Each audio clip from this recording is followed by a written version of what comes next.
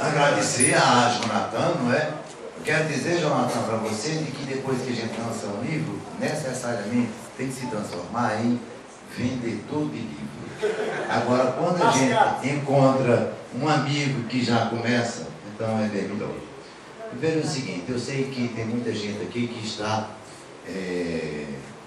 com o olho meio capiongo, com o olhar direcionado para lá, porque tem um coffee break muito gostoso.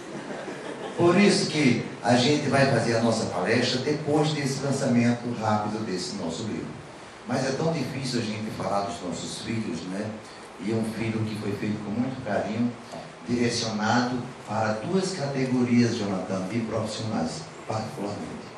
O pessoal de direito, que leciona direito há não sei quanto tempo, não é?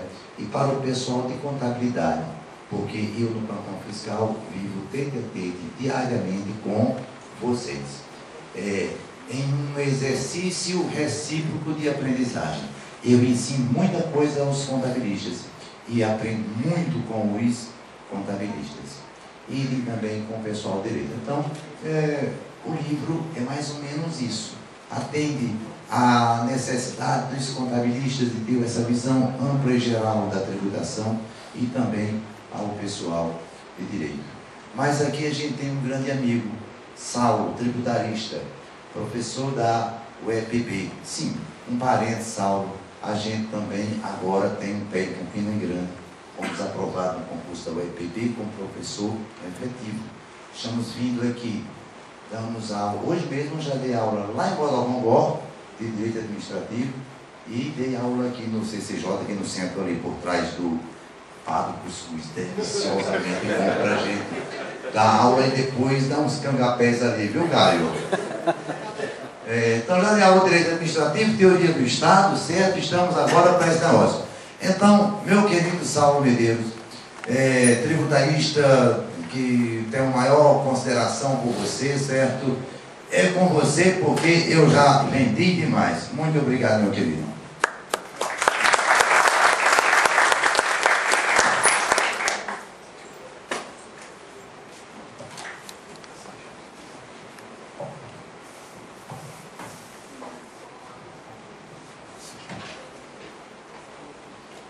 Pessoal, boa noite. É uma satisfação imensa ter recebido o convite do professor Chico Leite para fazer a apresentação do seu livro. Livro este que eu tive a oportunidade de adquirir semana passada. Não sabia que ele viria para Campina Grande para fazer a apresentação do seu livro, então eu não medi esforços, fui para João Pessoa para o lançamento do livro dele. E peguei o livro, não apenas peguei para ter mais um livro de prateleira, mas eu fiquei curioso. O que é que esse livro teria a mais do que os demais manuais de direito tributário teriam? Direito tributário aplicado a quê? Aplicado ao direito ou aplicado à contabilidade? Então eu fiquei realmente curioso para saber o que tinha e tive realmente a oportunidade de terça-feira para cá ler o livro. Então fiz essa leitura do livro, mandei inclusive para o professor Chico as considerações que tinha feito, a surpresa que me deparei com o lançamento do livro. Ele disse: Saulo, vá fazer a apresentação do livro? E o professor, vou com toda honra. Inicialmente, antes de falar da obra em si, a gente tem que trazer logo uma questão extremamente importante para o estado da Paraíba.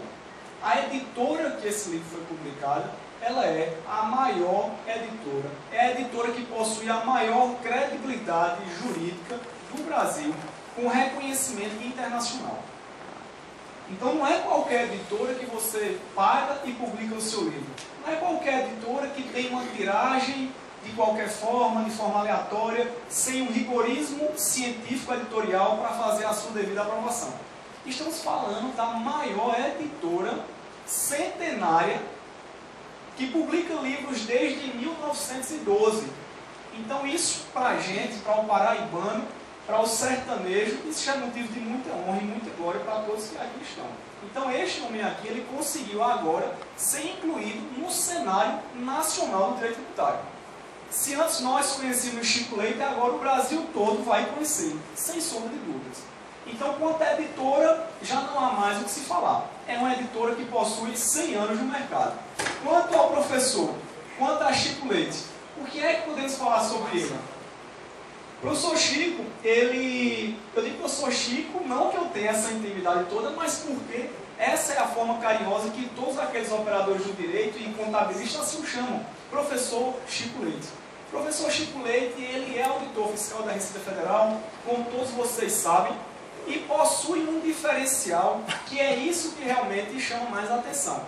Ele não conhece apenas o direito tributário, ele conhece as normas internas da Receita Federal e demais impostos pelo conhecimento que ele adquiriu ao longo dos anos, fazendo estudos, ministrando mais de 100 cursos, não só de direito, mas também voltado para os contabilistas no curso de contabilidade. Então, o conhecimento que ele tem é diferente. Nós somos operadores de direito, advogados, e muitas vezes temos que entrar com algum mandado de segurança contra a Receita Federal. Nós entramos realmente numa situação de extrema desvantagem. Há um desequilíbrio, uma vulnerabilidade técnica gritante, porque ele, assim como os demais profissionais lá, eles tinham um conhecimento profícuo do direito e da contabilidade. Até eu perguntei, professor, o senhor é formado em contabilidade? Ele disse, não, Saulo, eu tive que estudar para passar no concurso e estudar continuamente para poder fazer os autos de infração, prestar algumas informações, proceder com alguns lançamentos tributários. Então eu tive que estudar contabilidade, aprender contabilidade e também tive o prazer de ensinar no curso de contabilidade. Por isso que eu tenho essa experiência. Então quando eu peguei o livro dele, agora sim, já falando da obra, eu vi que realmente isso ficou muito claro. Ele é um conhecedor da contabilidade e um conhecedor do direito. Eu não conheço nenhum outro que consiga ter escrito nenhum livro com a profundidade que ele conseguiu fazer, trazendo não só sua experiência enquanto auditor fiscal, mas também trazendo a sua experiência como professor e também a sua experiência como cidadão. Não é porque ele é auditor fiscal da Receita Federal que o seu livro é fazendário. Isso é muito importante. Não é um livro fazendário. Ele é um livro de direito tributário aplicado. E quando é para ele justamente chamar a Receita, chamar a União e dizer que em muitos casos os impostos são cobrados de forma confiscatória, ele também faz a devida denúncia. Então não é um livro fazendário. Ele disserta, de certa forma, por exemplo, no capítulo que ele trata da administração tributária, que a CDA ela tem inúmeros requisitos legais a serem cumpridos. Se ocorrer um erro da administração sobre um processo, sobre o número da CDA, sobre qualquer informação prevista em lei como requisito dispensável, aquela certidão ali ela será nula de pleno direito. Então ele não tem a visão apenas de construir novos auditores. O livro dele não é para concurso, para quem quer passar para auditor. O livro dele é justamente para nós que somos advogados, para os juízes que vão julgar no caso concreto, para reciclar os demais auditores e também para qualificar e ainda mais reciclar os próprios contadores.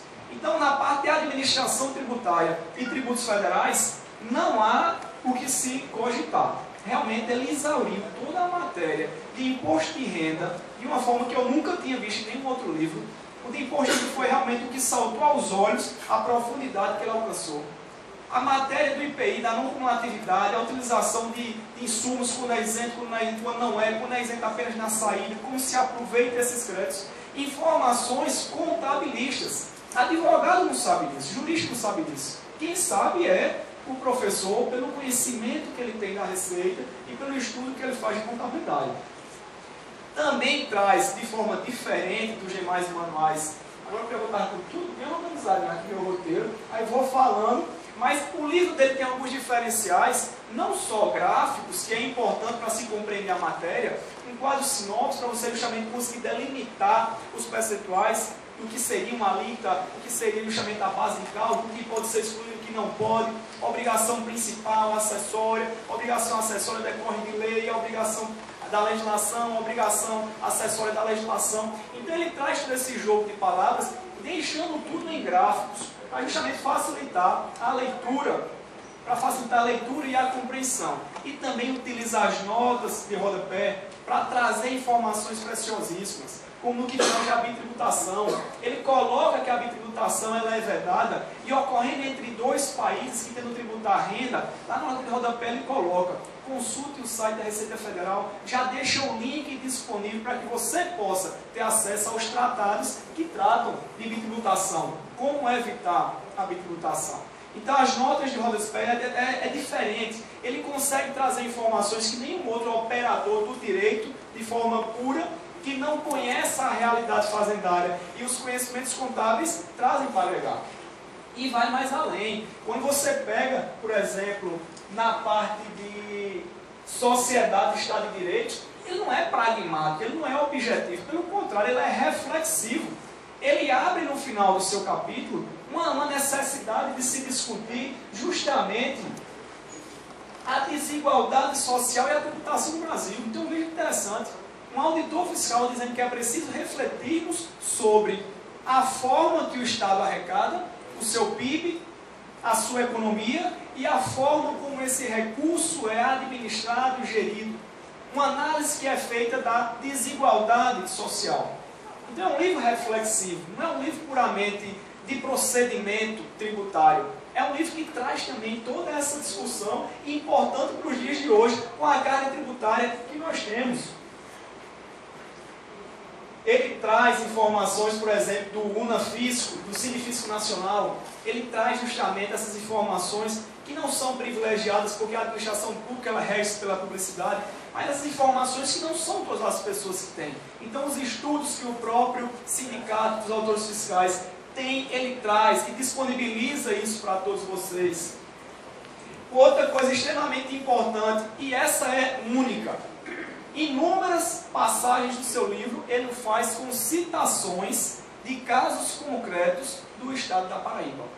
Ele traz, por exemplo, o ISS, cita um exemplo de João Pessoa como imposto fixo. Ele traz a questão do ITBI e coloca um caso da legislação municipal de João Pessoa. Vai ficar devendo só na segunda edição botar um caso de Campina Grande. Isso aí está chegando agora, passou no concurso para professor efetivo do EPB aqui em Campina. Na segunda edição tem que fazer uma citação da legislação de Campina Grande. Mas isso já é muito importante. Dos 3 impostos municipais, ele coloca um do Rio de Janeiro, um de São Paulo e um de João Pessoa. Então não é só o autor que está tomando essa dimensão nacional. O seu livro não está apenas tomando dimensão nacional, mas o nosso estado e a nossa capital também está tomando essa visão nacional. Na parte de responsabilidade tributária, aqui ele realmente dá um show. Abre um capítulo específico para tratar da responsabilidade tributária. E esmiuça todas as suas possibilidades. Esmiuça todas as subespécies existentes. E ainda deixa uma informação preciosa para advogados e contadores. Súmula 430 do STJ. O inadimplemento da obrigação tributária pela sociedade não gera por si só a responsabilidade do administrador. Então, se ele fosse estritamente fazendário, ele ia dizer o quê? O inadimplemento já é causa de corresponsabilidade do sócio administrador, independente se houve infração contra o estatuto ou lei. Não, ele diz, o simples inadimplemento não é infração contratual ou legal, conforme resta consignado na súmula do STJ, por mais que alguns auditores fiscais entendam de forma diversa. Mas ele faz questão de consignar essa, não só sua opinião, que pode ser ou não ser, mas o que o STJ de fato já decidiu. E isso é importante para o contribuinte, é importante para o empresário ter essa informação extremamente importante. E é isso. Eu acho que é isso.